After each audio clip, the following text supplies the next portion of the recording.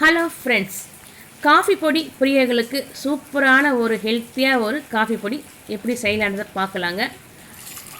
நிறைய பேர் வந்து பார்த்தீங்கன்னா காஃபியே குடிக்கக்கூடாது நிறைய டாக்டர்ஸ் நமக்கு வந்து அட்வைஸ் பண்ணுவாங்க. ஆனால் இந்த மாதிரி இயற்கையாக ஹெல்த்தியாக ஒரு காஃபி நீ குடிச்சு பாருங்கள், இன்னும் குடிக்கணும்னு போல தோணும். அந்த அளவுக்கு டேஸ்ட் ரொம்ப ரொம்ப நல்லாயிருக்கும். இப்போ அதுக்கு வந்து பார்த்தீங்கன்னா நான் 1 கப்பு வெள்ளை மூக்கடலை எடுத்திருக்கேன். ஸ்டவ்வை ஆன் பண்ணிவிடுங்க. ஒரு இரும்பு தவா எடுத்துக்கோங்க. இந்த வெள்ளை மூக்கல்லையே அதில் போட்டு நல்லா மிதமான தீயில் நிதானமாக வந்துட்டு சூடு ஏற்றி கொஞ்சம் கொஞ்சமாக இதை நம்ம வறுத்து எடுக்கணுங்க. டக்குன்னு ஹையில் தீயை வச்சு வந்து வறுக்கக்கூடாது. கொஞ்சம் கொஞ்சமாக தீ ஏற்றி மிதமான தீயில் வந்து வறுத்து எடுத்துகிட்டே இருங்க.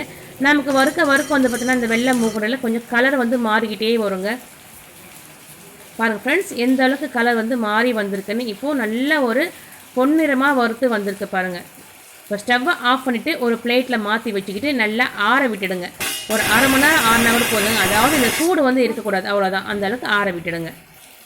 இப்போ பாருங்கள் ஃப்ரெண்ட்ஸ், நல்லா ஆறி வந்துருக்கு. இதை எடுத்து ஒரு மிக்ஸி ஜாரில் போட்டு ஒரு பவுடர் பார்த்துக்கு நாம் இப்போ அரைச்சி எடுத்துக்கலாம்.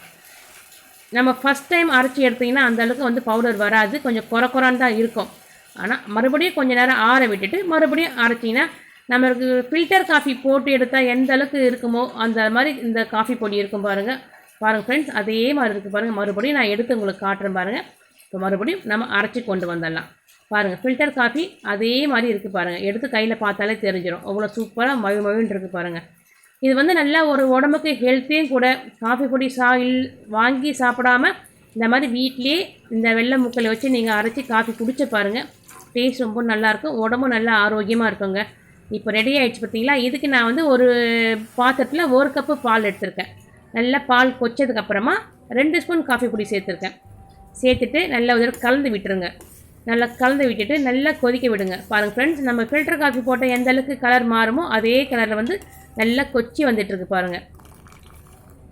இது நாம் ஒரு நாளைக்கு 3 நாளோட போட்டு குடிக்கலாங்க. ஒன்றும் பிரச்சனை கிடையாது. நல்லா ஹெல்த்தியாக தான் இருக்கும்.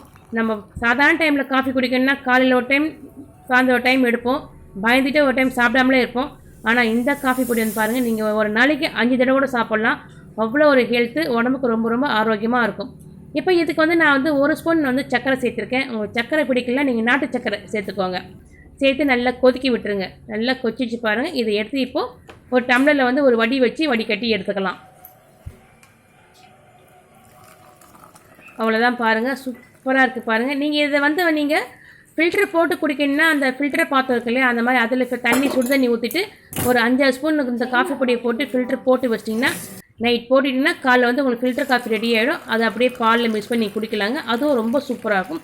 அந்த மாதிரி ட்ரை பண்ணி பாருங்கள். இது பாருங்கள், இப்போது ரெடி ஆகிடுச்சு.